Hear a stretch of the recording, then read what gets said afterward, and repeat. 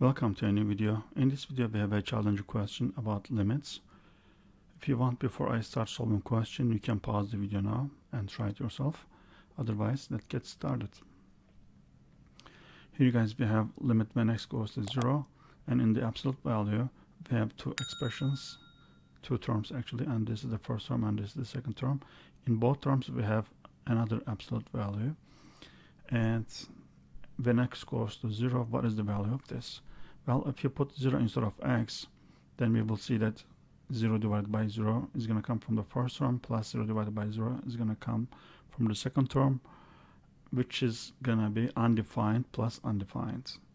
So 0 divided by 0 is an undefined condition. That means we need to look at the limits at the point when x goes to 0 from the left side and when x goes to 0 from the right side. Actually, let me write them here.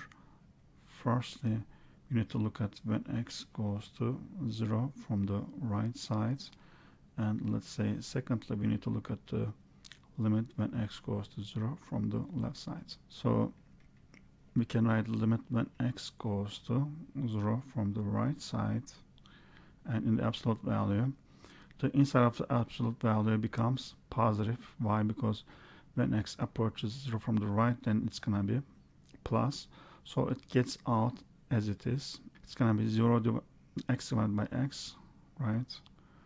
X divided by x plus, and again we have the same thing here, x divided by the inside of the absolute value becomes positive, then it gets out plus, as plus. So we have also x here, x divided by x becomes 1. In this case we have actually absolute value 1 divided by 1 is 1, so 1 plus 1 in the absolute value, and then we have 2 as a result. So we can see that when x goes to 0 from the right side, the limit becomes 2. For the second case, when x goes to 0 from the left, we can write limit when x goes to 0 from the left side in the absolute value. In this case, the inside of the absolute value becomes negative. In order to make it positive, we need to multiply it as negative. So it gets out of the absolute value as negative in other way. So it's going to be negative x divided by x plus x divided by, again the same situation is applied here. Then we have another negative x from here, guys. And in the next step, we have those x values are gone.